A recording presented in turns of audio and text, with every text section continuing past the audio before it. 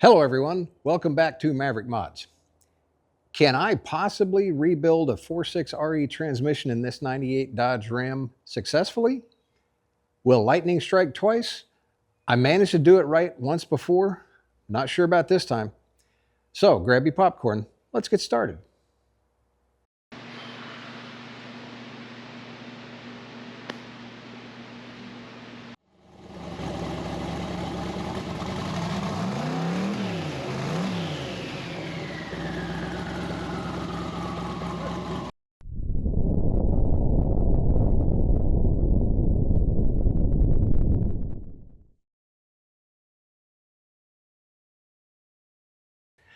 My 98 Ram pickup behind me, the one I'm leaning against, picked it up about a year ago, essentially for scrap value, because it was destined for the junkyard. Since then, I've put a new dash in it, jazzed up the interior. I had to reseal the cooling system and the front end of the motor, reseal the intake, put a new radiator in it. And the biggie before was that it wouldn't move. The transmission just wasn't going anywhere. Flushed it several times, did a little TLC and got it going again until it went kaboom. And I'll show you some of the parts that came out of it. I was driving down the highway, not kidding, 70 miles an hour, and it just decided, it kicked out of overdrive, dropped into third, kept going, little jerk, little bang, and that was it. And it just kept right on going. After teardown, it had pieces and parts that looked kind of like this and kind of like that. They're not supposed to look like that. They got really, really hot. This is the planetary out of the overdrive section. It's not supposed to look like this. In fact, these parts are supposed to be kind of a steel gray color. They're not supposed to be black, which meant they got really, really hot. Most of the overdrive unit in the back of that transmission completely destroyed. The overrunning clutch, sprag clutch, all those parts and pieces were grenaded and found in the transmission pan. So the transmission that came in the Ram here, unusable. It would cost more to if I could source all of the parts for the overdrive unit, would just really cost prohibitive to try and rebuild that transmission. So you look around, Facebook Marketplace, Craigslist, etc., found a rebuilt 4.6 RE on Craigslist. Video up, I think it's in this corner. That transmission was in terrible shape. Pulled the pan off of it. It looked like strawberry syrup inside. Really, really nasty. I got that rebuilt transmission essentially for the core value. Took it apart, inspected all the parts and pieces, and found that the parts I needed, between the two of them, I could put together one good 4.6 RE. So that's what we're doing now. I said, if you want to check out the teardown and inspection, I don't think I can put the link back up there, but you can, and I'll put it in the description down below. Disclaimer here, I am not an automatic transmission expert. I've rebuilt a grand total of 2 4.6 REs. This was one of them. So if you're looking for expert advice, it ain't going to come from me. I'm just fumbling around like everybody else is on these things.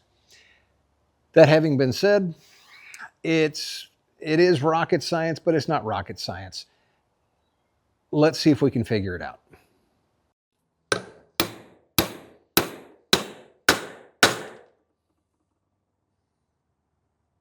Looks good to me. All right, we'll go ahead and flip this over. Now, I went ahead and pre-soaked my gears in transmission fluid. If I remember correctly, and I think I do, the pump gears on the 4.6 RE are not directional. In other words, there's not a top and a bottom or a front and a back. We can go ahead and put our pump back together here. Let's see if I can remember which way. I've got my 3 and my 3. Okay, so this goes this way. Now I'm sure there's a fixture for this somewhere. I just don't have it. So we're just going to line it up and hold it and let gravity do its job. Go and stick our bolts in. Now, I, off the top of my head, do not remember what the torque spec is for these bolts. I'll have to look it up. Since these are basically just 5/16 18 threads, chances are the torque specs can be somewhere around 14 foot-pounds or 160, 5 inch-pounds, but I'm going to look that up just to make sure. So let me get this torqued and we'll be right back. 15 foot-pounds, and we are torqued down. I'm going to go ahead and install my selective washer right here, and then we're going to put sealing rings on. Now, the factory puts on a set of steel rings that interlock and clip in here. My shift kit, a Transgo kit, has what they call improved sealing rings, and that's these rings right here. And I'm going to try them. Now, with that kit, you can only put these in if you have the transmission disassembled. So if you do that shift kit and your transmission is still, well, it's still in one piece, you can't put these in. But we're going to give it a try. These are supposed to improve the sealing. So we're going to try it. Now I'm just going to stick these in. We're going to lube them again before the pump goes in on final installation. But I'm just going to put them in here for now so that I don't forget them. So again, those are the Transgo sealing rings. Now I can set the pump aside as a subassembly. There we go, just felt it go.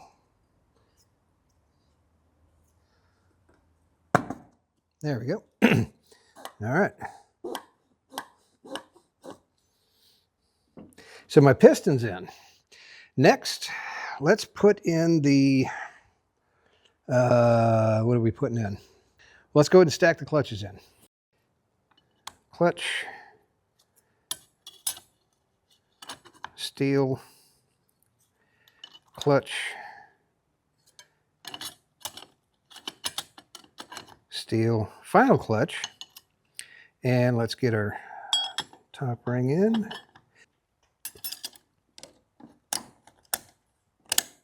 Oh, that's almost like it's made to go in there. Okay, there is a tolerance on this, feeler gauge tolerance. I'm going to check that, but what I can do in the meantime, let's go ahead and pull this out, turn it over. I've got a thrust washer that goes down here, and my Transgo kit has a replacement sealing ring from an intermediate sealing ring here. Let's get a metal sealing ring in here. We'll go ahead and get it locked in and get our Teflon ring here. There we go. Okay, this drum can be set aside as well. Got my piston back in. We can put our springs back in. So they're just in groups of 3. 2, 3. I think I left 2 in between. That looks right. And 1, 2, 3. And 120 degrees apart. Looks good. Let's grab our... Okay, we will crank this. I want to make sure I don't get caught on the snap ring lip. So I'm down below on that side.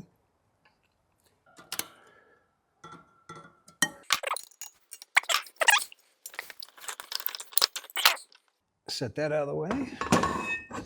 And we are ready for clutches in our drum. Now this one had a steel right there. It was 4 and 4.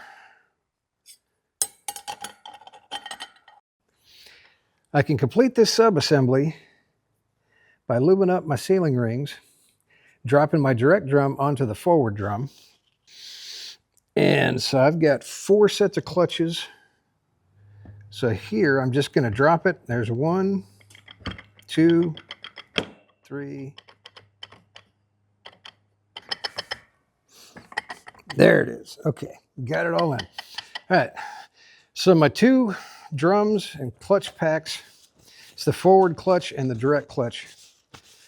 As a subassembly, I can put those off to the side while I work on other parts and pieces. I didn't take the overdrive drum apart prior because I didn't have the tool I needed to do it properly. And believe me, you definitely need this tool. The spring in here, I've been saying that's an 800 inch-pound spring. Turns out I was wrong. It's an 830 inch-pound spring. It's got some serious force behind it. So what I need to do is I need to compress this drum, get the snap ring out so I can release that, clean everything up inside. So you take our tool,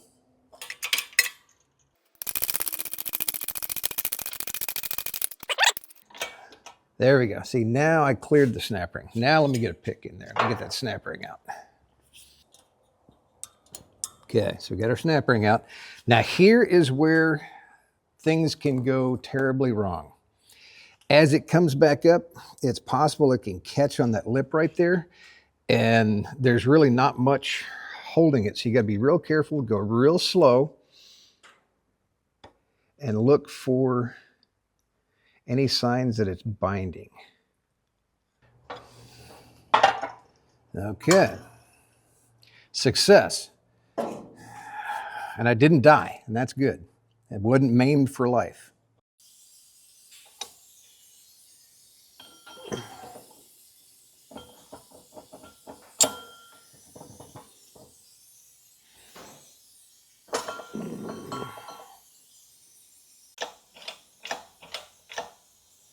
All right, clear enough to be able to get my snap ring in.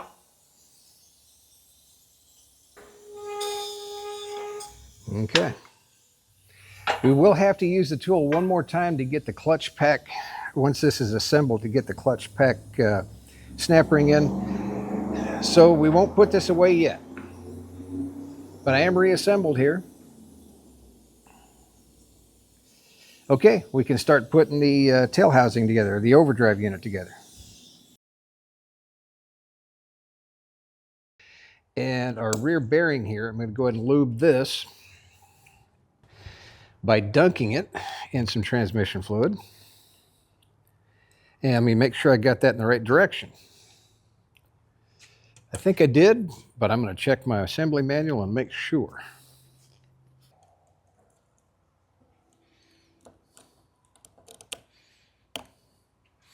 There we go.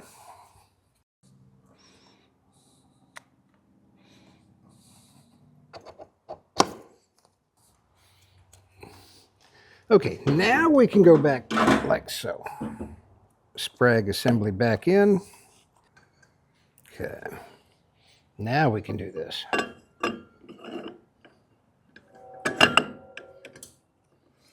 There we go.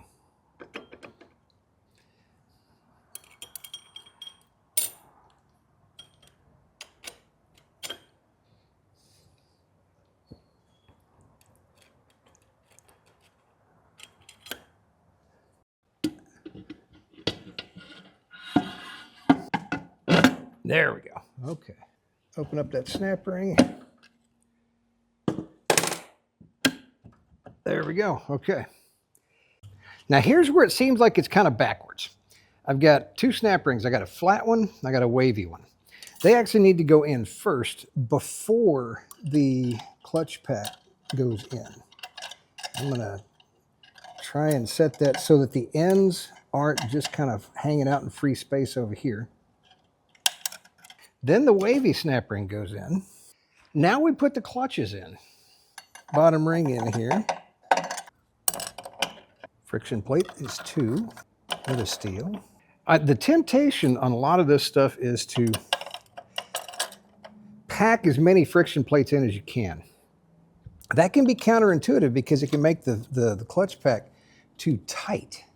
And then I've got another snap ring. It's just a round snap ring that's going to go in here. It's going to leave somewhere around, I'd call that about a 15 thousandths, 20 thousandths gap, something like that.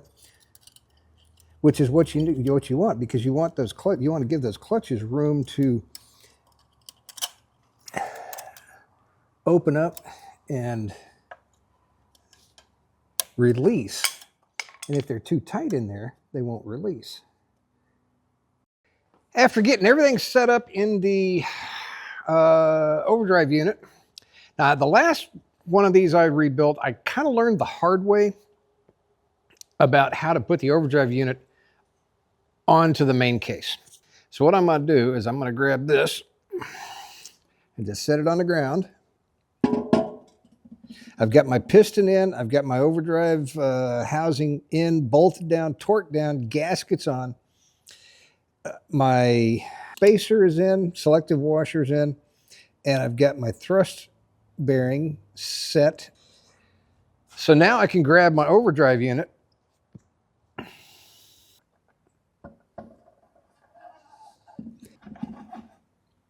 right there. I'll put bolts in, we'll get that torqued down, and then we can continue on building the internals. I know it's a little unorthodox, but I needed a way to hold the transmission case vertically while I drop the direct and forward drums in place and the front pump. I don't have one of those fancy transmission fixture vise thingies that you can put to the side of a bench. I don't do this enough to justify that. So this seems like it'll work. We'll give it a try.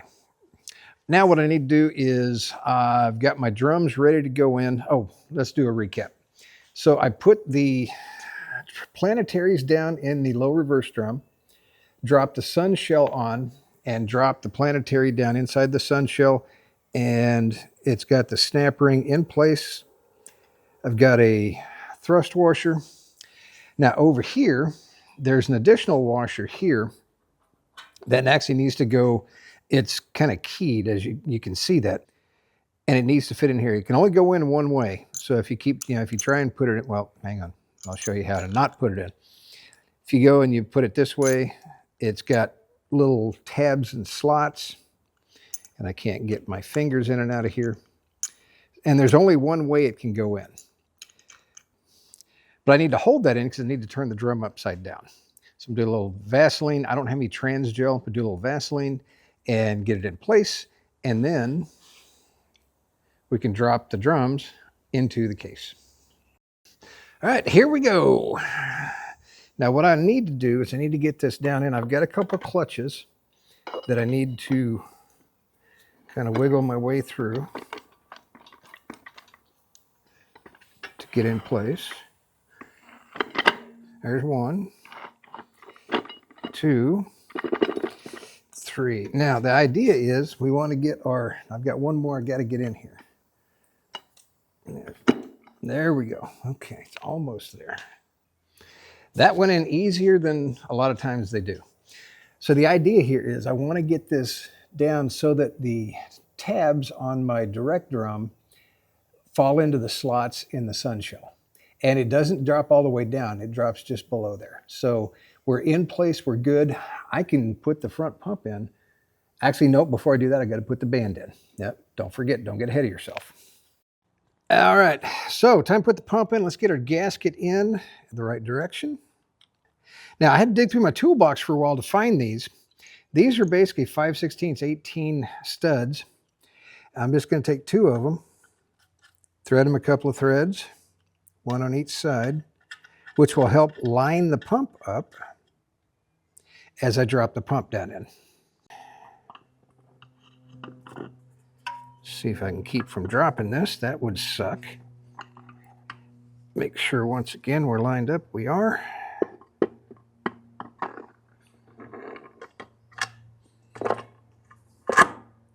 There we go. All right, and pull my dowels out, or pull my studs out. We can bolt this in. Valve bodies are out and out voodoo. There's just no other way to describe them. I mean, in theory, I understand some quantum physics. Doesn't mean I understand quantum physics. I mean, same thing with valve bodies. In theory, I understand how they work. Doesn't mean I know how they work. So what I'm going to do, I've got 2 options. I got 2 complete valve bodies. One is out of my blown up original transmission.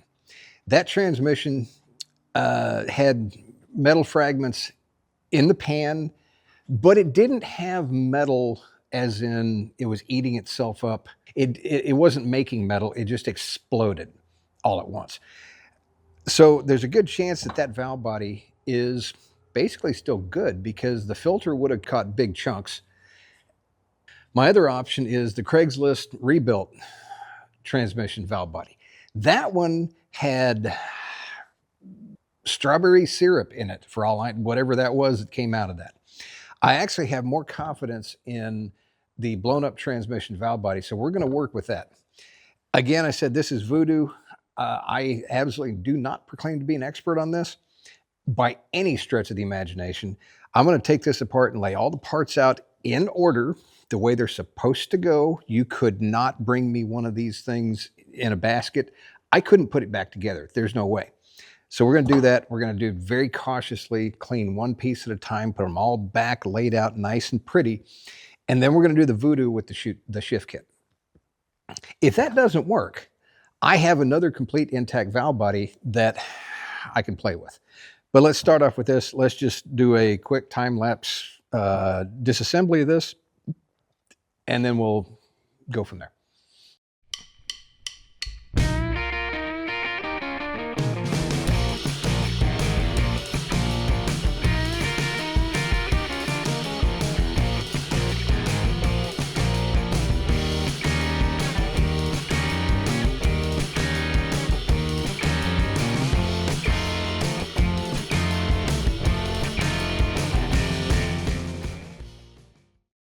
There you have it. My valve body is in a million pieces. And now I get to clean it all up and see if I can put it back together again successfully and incorporate the shift kit as well. I'm not going to go into the particulars of the shift kit, mainly because I don't know what these guys are the experts. I'm doing what they tell me to do. This is always kind of a scary thing though, because I need to drill a couple of holes through the valve body. One of them, and I'm double checking, one of them is going to go right here. So here goes nothing. They even give you the drill bit for it. All right. This will go back through the parts washer to get all of the metal shavings and fragments out of it. There's something else that needs to be done to it though, and that is I need to take a file and file across here and file a groove into that. Kind of interesting.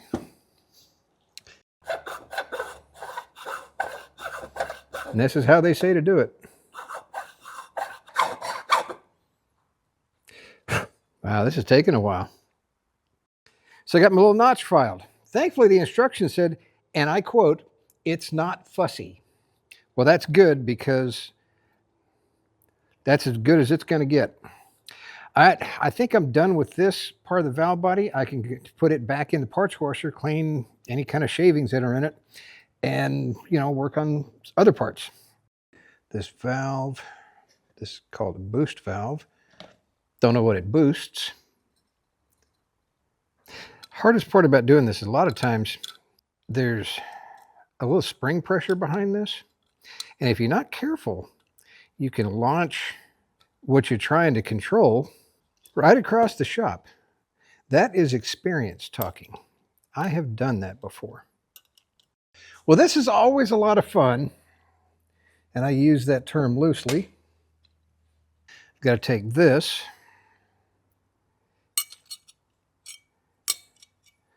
figure out where it goes.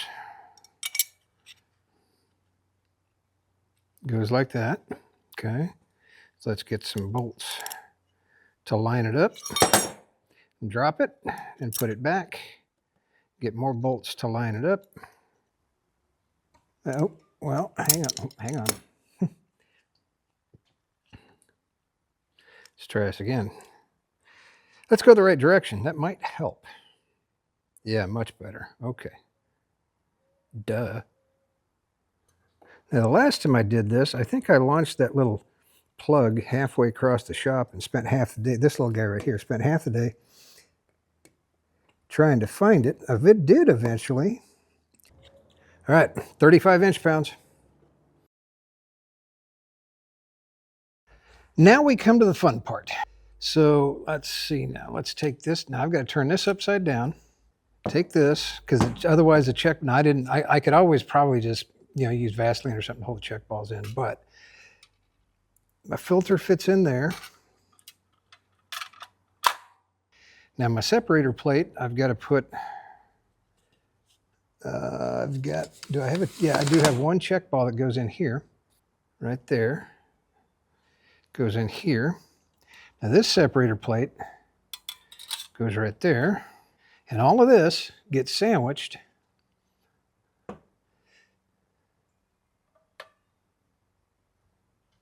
like so. Let's start a couple of bolts.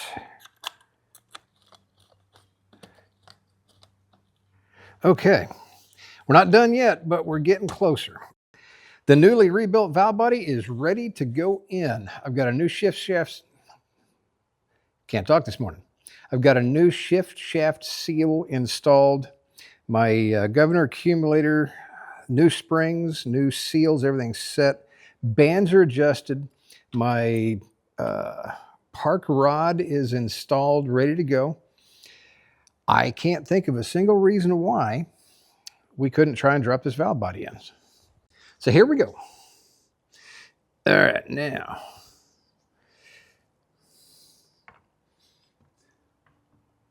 This is a heck of a lot harder to do if you're laying on your back.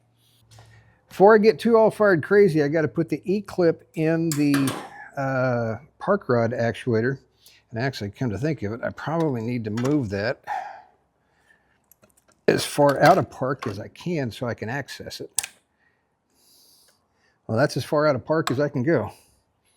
All right, so let's drop that right there. Put this on the end of a magnet. That might work. We'll take a little screwdriver, give it a nice little shove, and it's in. Okay, that's it. Now we can drop it the rest of the way in.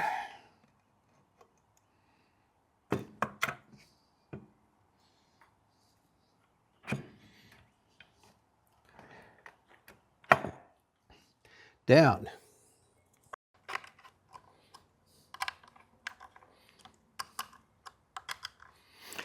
Okay, torque 2, you guessed it, 35 inch-pounds. There is a torque spec for these pan bolts, and I'm sure in some universe that works. What I find is if I use the actual torque spec, it over tightens the bolts and you wind up with leaks. So what I do is I take my little 1/4 inch drive and I hold it just like this. I don't ever get on the lower handle of the ratchet. Just hold it right like this, and I just start and just kind of go around. I've got them finger tight. I just go around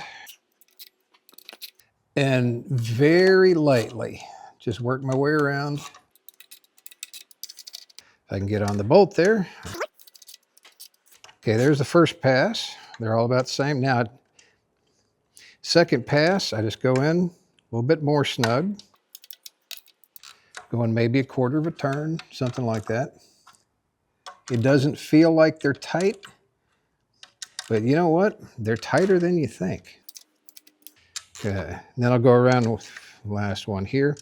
Now, third pass, that'll be my final pass. And all I'm doing here, if you notice on the gasket, if I push this gasket out, then I'm over tightening it. It's about another 1/4 of a turn, maybe not even a 1/4 of a turn. This is kind of a feel thing, but you kind of get the feel of it after you do it a time or two. There we go. Last one. And it's tight. Said never, just right there, just use your wrist. The pan bolts are plenty tight and the gasket guaranteed is not going to leak. I learned that little trick from my shop teacher way back in high school auto mechanics, and it's stuck with me ever since. It's really easy to over torque or over tighten pan bolts, valve cover bolts, things like that. All right, we have a transmission that I just need to flip this thing over, put the torque converter in, and we are ready to install it. Guys, I spared you it probably took about half a day or so to get the transmission back in. Unfortunately, I do not have a transmission jack. I used to borrow one, but I don't own one. a transmission jack that I can go on the lift. So I kind of had to do this the old-fashioned way. And, well, that was kind of a pain in the butt. But it's in, and that's what matters. So we're adding some fluid. Now, this is a 100% essentially dry refill. I got to go back in the books and remember how much it takes, but I think it's somewhere around, I'm hoping it's at or a slightly less than 12 quarts, because that's how much I bought. If it takes more than 12 quarts, I got to go back to the store to get more. Now, I don't put all 12 quarts in at once. That would not be smart. Wouldn't be prudent. So I'm going to throw in about 4, start it up, let it circulate, shut it off, throw in 4 more, do the same thing, and then we can just let it run and fill from there.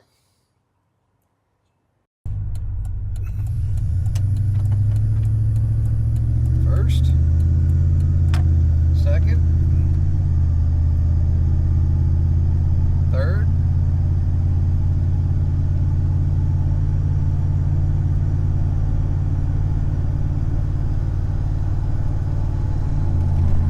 overdrive, and torque converter lockup.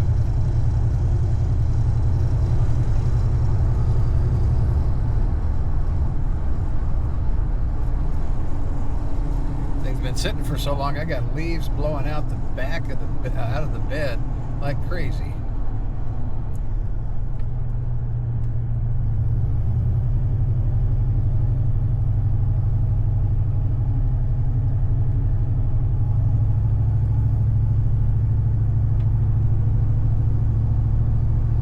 One of these days I'm going to have to get the little mount for this camera, put it on the dash. Okay, I believe that was a converter unlocking. Converter locking. Oh, nope, that was overdrive then converter locking. Okay.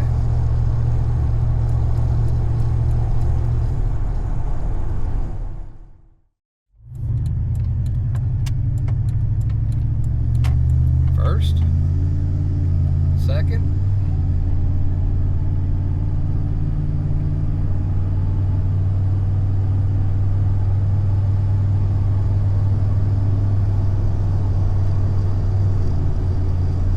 I think that's third, overdrive, converter locking.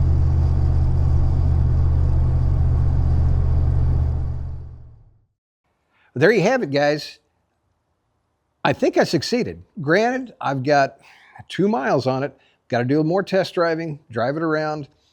You don't really need to break in an automatic transmission, but I want to get some driving time on it. In the meantime, I've got a few more interior parts and pieces to work on. I've got to do some door seals, but the next biggie on the Ram here is paint, because it desperately needs it.